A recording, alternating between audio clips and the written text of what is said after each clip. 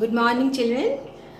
Stay safely at home and do the study related works properly in time.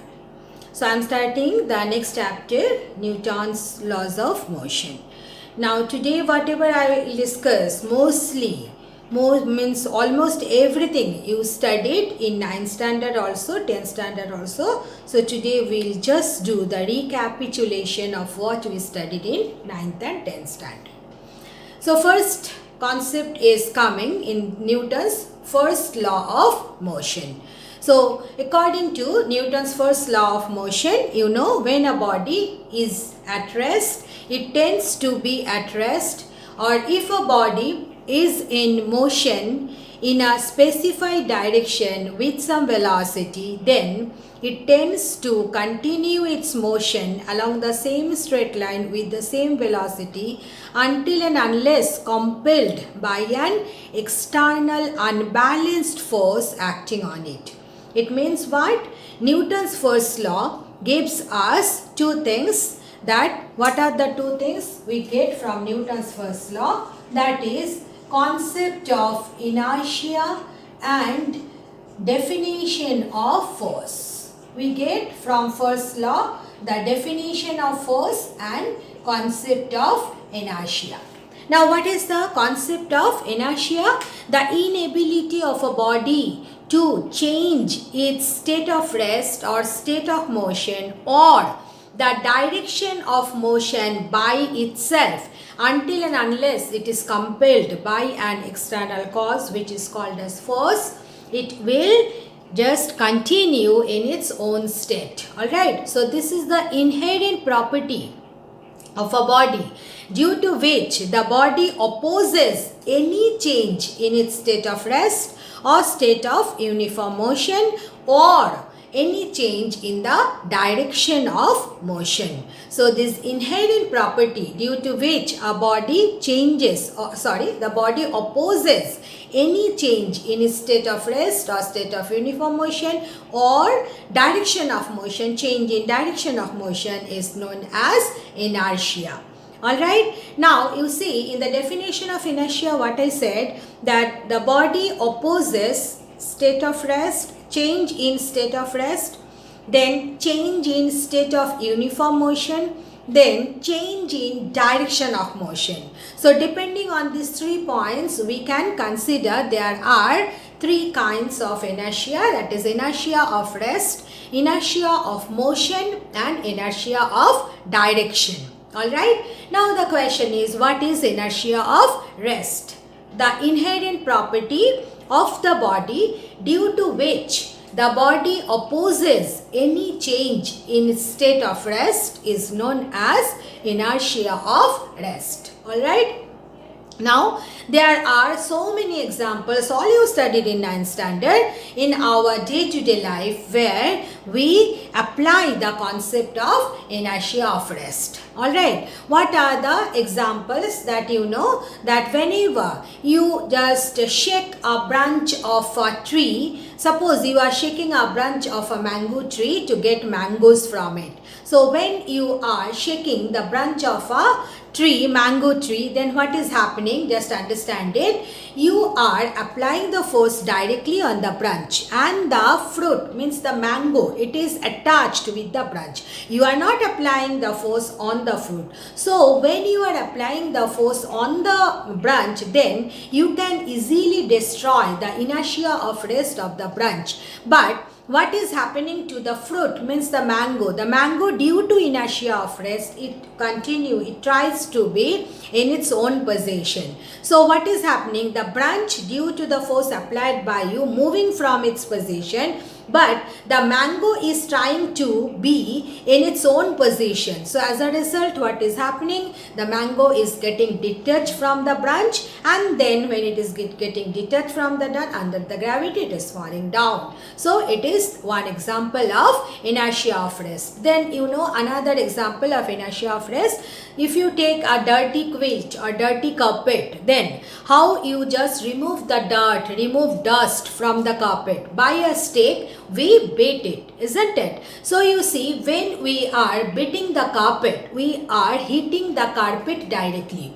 Now within the pores of the carpet, dust particles are there. So when you are directly applying the force on the carpet, you are destroying the inertia of rest of the carpet by applying the force. So the carpet is moving, okay, but what about the dust that are within the pores of the carpet or the quilt? What is happening? They, due to inertia of rest, they try to maintain their own position. So what is happening? As a result, the dust particle, they get detached from the carpet and they fall on the ground. So that is again another example of inertia of rest. Alright, then another example of inertia of rest is that when you are considering this example, this experiment already you have done, that suppose you have taken one glass or container, on that container you have kept one cardboard, and over the cardboard you have kept one coin. Alright,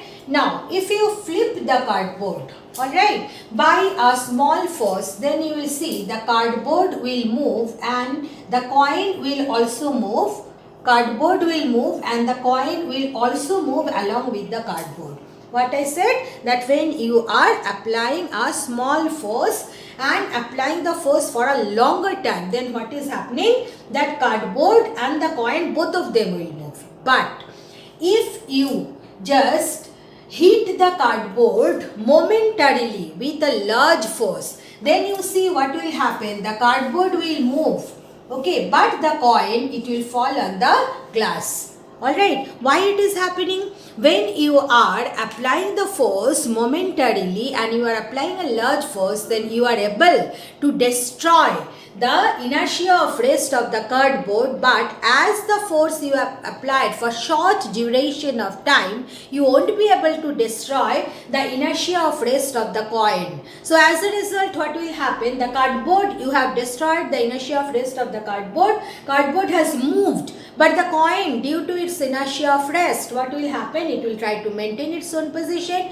but now there is no support, so the coin will fall on the glass. So these are the examples of inertia of rest. Another example of inertia of rest is that if you throw a stone on a window pane, okay, you will see that the glass will be smashed like this. The glass will be smashed, means this kind of cracks will appear on the glass when you are throwing a stone on the window pane. But if you just fire a bullet on the window pane, then you will see a neat hole will be created on the window pane.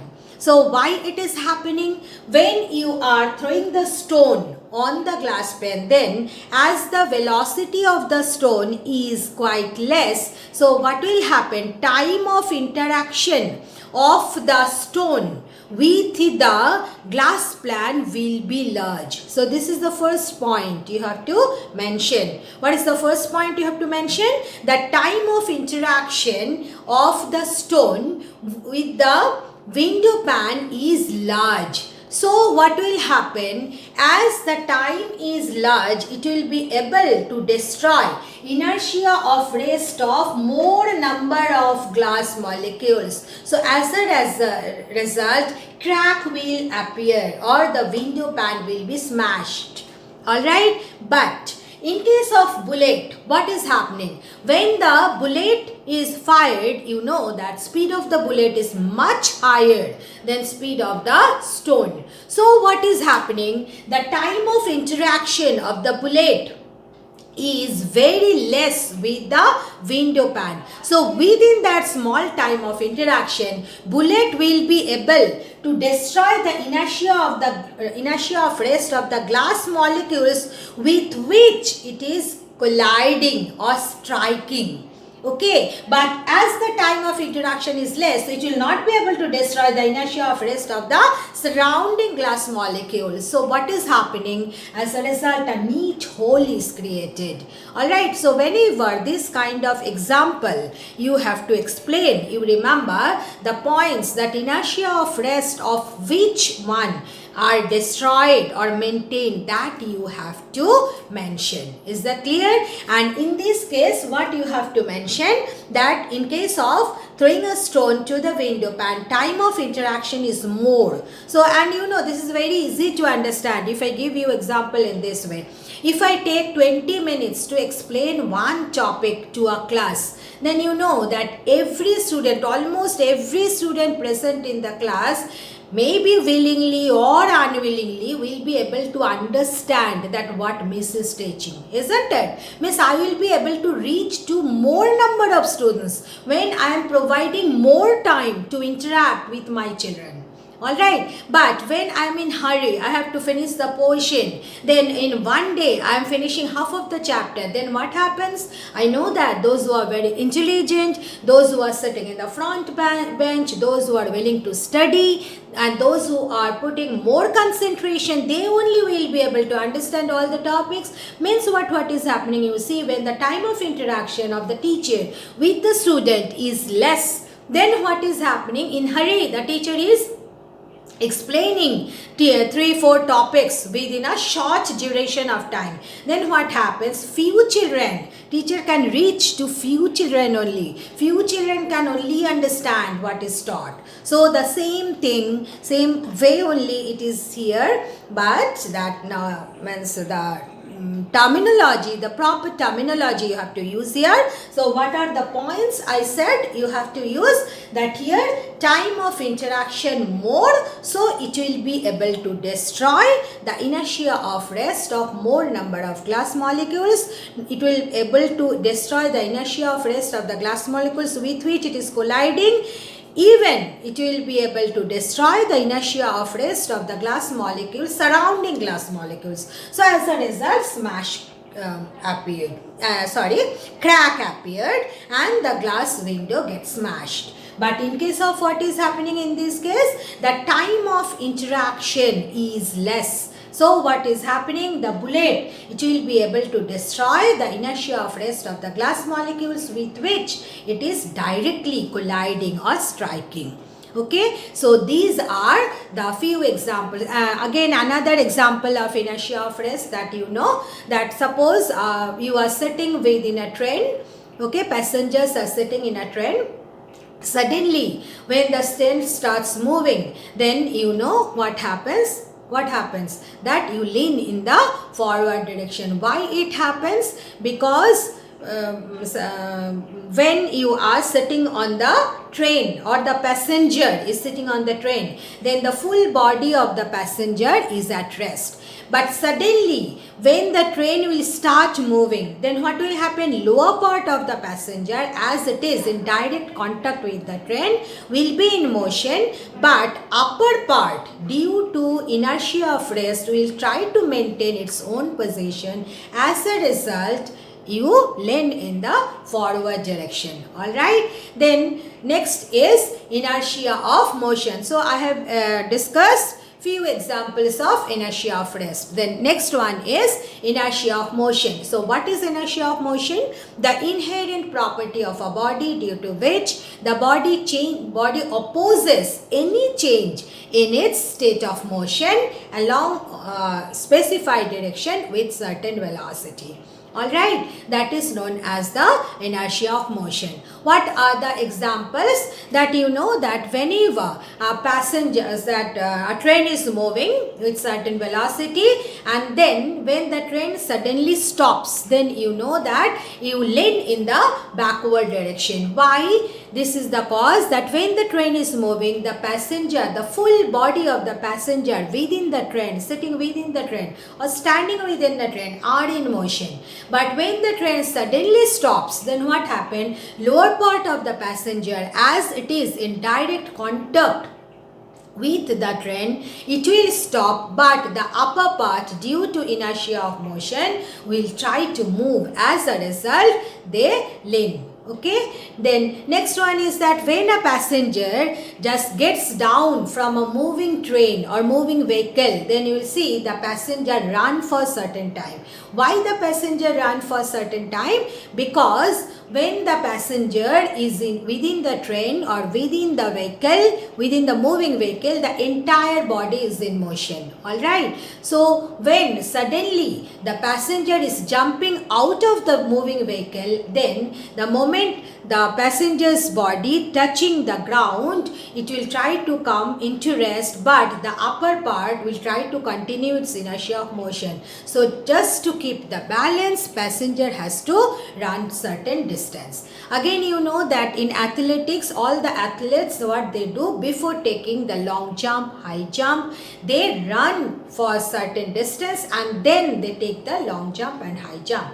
Alright, why? Because due to inertia of motion, when they run for certain distance and then take the long jump and high jump, it will be easier for them to take the jump because entire body already is in motion.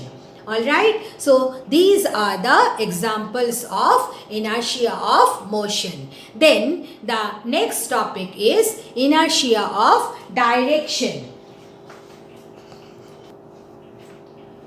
Now what is inertia of direction? The inherent property of a body due to which it opposes any change in the direction of motion. What are the examples of the inertia of direction? You will see when from a rotating wheel, always the mud flies off tangentially to the wheel. Alright, why it moves tangentially to the wheel? Understand it. Whenever you are considering that the wheel, this is the wheel and the mass are attached with it. So at any point, what is the direction of the velocity? It is along the tangent drawn to it. Okay. So what is happening when the mud particle, it is coming out due to inertia of direction, what it will try to do, it will try to maintain its own direction of motion. And at any point, what is the direction of motion? Direction of motion is along the tangent to the circle drawn at that point. So what happens? Muds, they fly off tangential to the wheel. The same thing happen if you consider rotating a firecracker, that is known as chakri. So you will see always the fires, okay, that always they come out this way, means tangential to the the circular body. Alright, circular firecracker. The same reason. What is the reason? That due to inertia of direction, they maintain it. Another one you will see that you are sitting in a vehicle and the vehicle suddenly takes a turn toward the right direction. Then you will see that you will lean towards the left direction. Or if the vehicle takes the turn to the left direction, you will lean towards the right direction. Why? That is also due to inertia of direction. So these are all the examples of inertia of rest, inertia of motion and inertia of direction in our day-to-day life. Then the next topic is Newton's.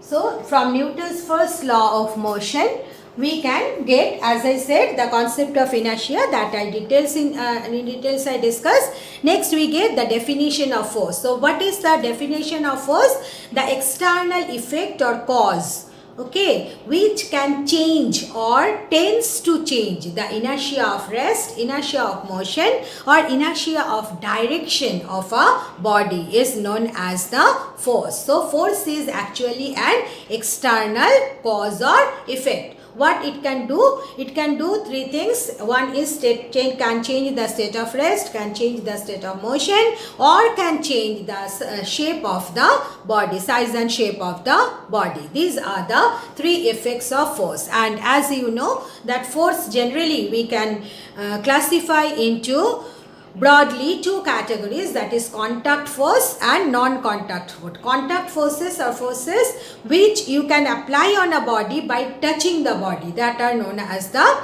contact force. So mostly the forces are contact force, that is push, pull, friction, normal reaction, intense under detail, everything discussed. These are all example of contact force. And what are the non-contact force? The force which can be applied on a body from a distance without directly physically touching the body. The force can be applied. That forces are known as non-contact force. And example of non-contact forces are gravitational force, electrostatic force, magnetic force. These are all example of non-contact force.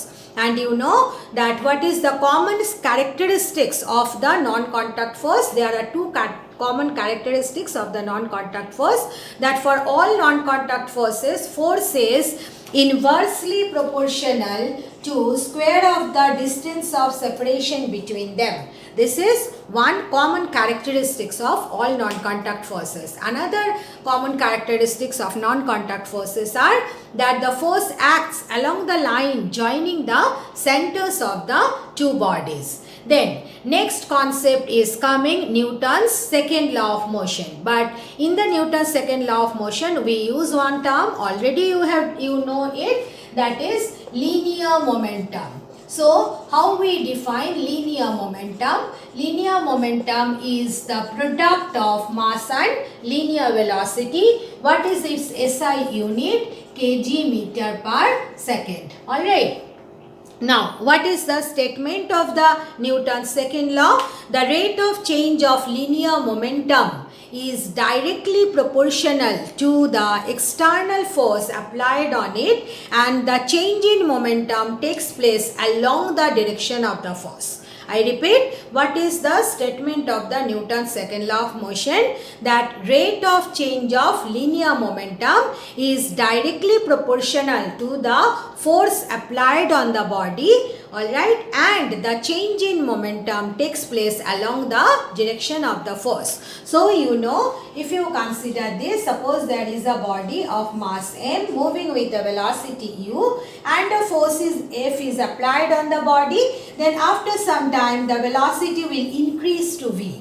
Is that clear? Then you see what is the rate of change in momentum. Rate of change in momentum is given by mv minus mu divided by t. So you can take m common, v minus u by t. So both the way you can write. So what is given? That force is proportional to m into v minus u by t. So you know force is some constant, and to this means you can write it this way also, mass into acceleration. Either you can write like this or you can write mass into acceleration.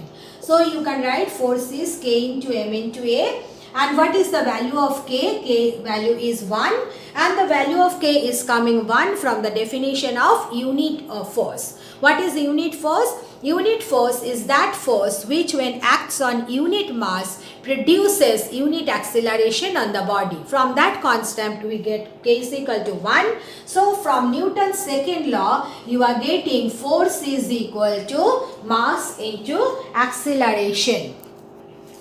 So according to Newton's second law of motion, you are getting, you can write force is equal to mass into acceleration, or you can write force is equal to dp dt. Understand it.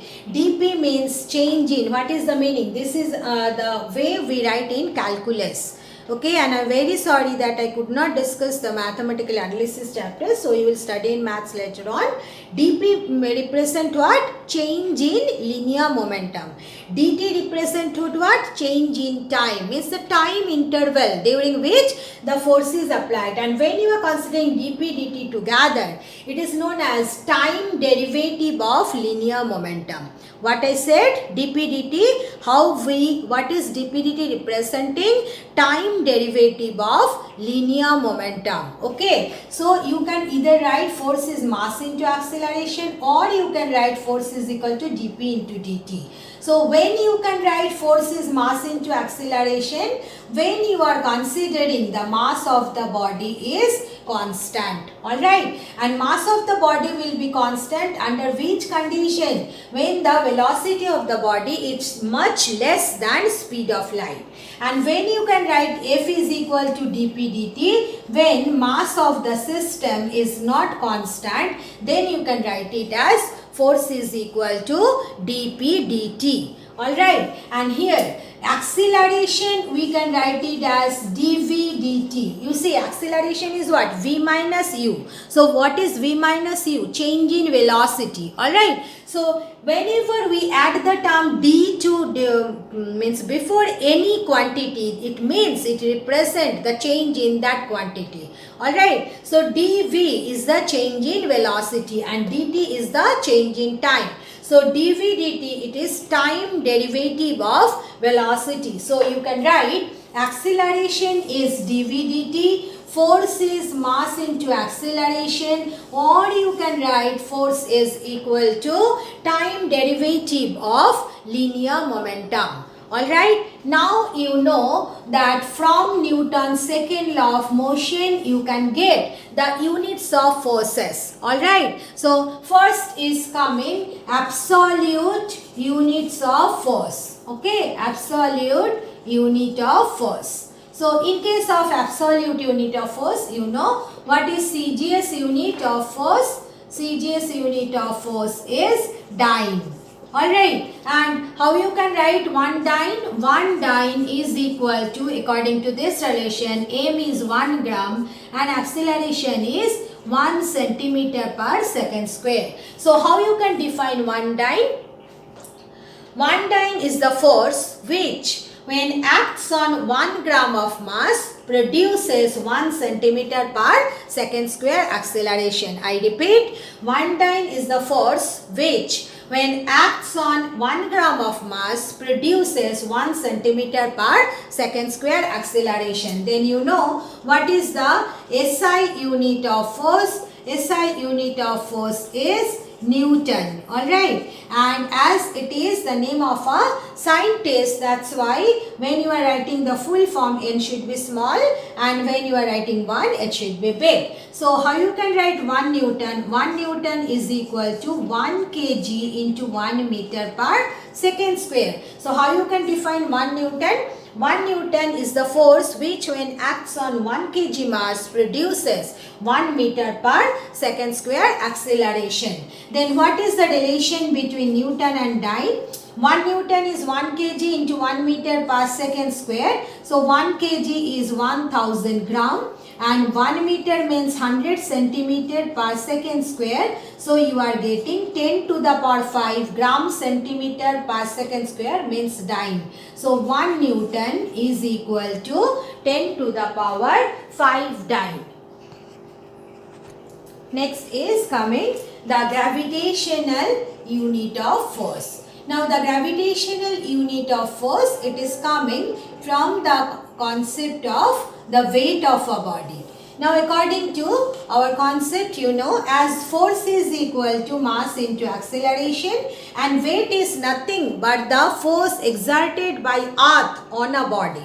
So as it is the force exerted by earth on a body, you can write it as mass into g. So g is the acceleration due to the gravity, means the acceleration that is created by the gravitational force, that is known as the acceleration due to gravity, and we denote it by small g. And you know, in CGS system, what is the gravitational unit of force? In CGS system, gravitational unit of force is GF, or you can write it as gram-weight. Alright. Now, according to this definition, what is GF? GF is very simple. GF is weight of 1 gram of mass on earth. What I can write? What is 1 GF? 1 GF is weight of 1 gram of mass on earth. So according to this relation, you see weight is weight of 1 gram of mass, means m is equal to 1 gram, and what is the value of g in CGS system? 980 centimeter per second square. So you see 1 gram into 980 centimeter per second square is nothing but 980 dyne. So this is the gravitational unit of force and this is the absolute unit of force in CGS system. Then if you consider the SI system, in SI system, what is the gravitational, this is nothing new I am talking about, all you studied in 10th standard. Gravitational unit of force is kgf or kilogram weight. So what is kgf? Weight of 1 kg of mass on earth.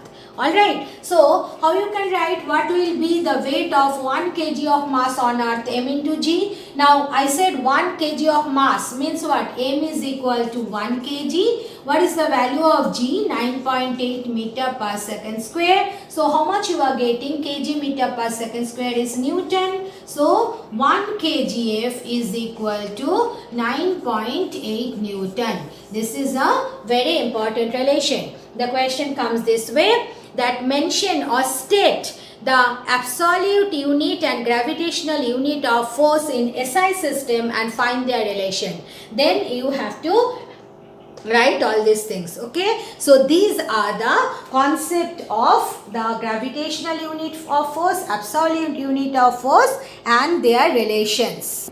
Next is what are the consequences of second law of motion.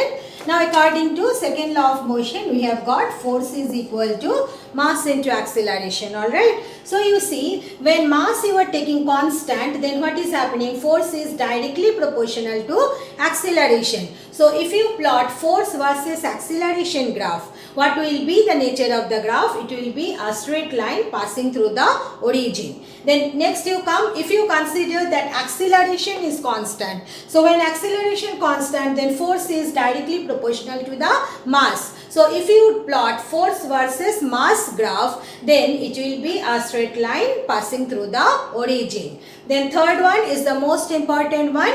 As you know that if force is constant, then you see what is happening. Mass into A, product of acceleration and mass is constant. So when product of two quantities are constant, then we say the two quantities are inversely proportional. So in this case, you see what is happening. Acceleration is inversely proportional to the mass when force is constant. So as a result, if you plot acceleration versus mass graph, it will be a rectangular hyperbola, means it will be a curve, and please draw the curve as I have drawn. Okay, and also just follow this one, that I have plotted here acceleration along x-axis, mass along x-axis, mass along x-axis, force and acceleration along y-axis. Why? Because we know that while plotting a graph, always we plot the independent quantity along x-axis and dependent quantity along y-axis. So these are the consequences of second law of motion. So you see, from the second law of motion, we have got this one, when the external force is zero. Alright, when the external force acting on the body is zero, then what will happen? Either the body will be at rest, okay, this is the first option, or what will happen? The velocity of the body will constant, means the body will move with a constant velocity in the specified direction. Then another point is how you can write down the Newton's second law of motion in vector form. You can write down that second law of motion in vector form like this, just by giving the vector sign over the vector quantities.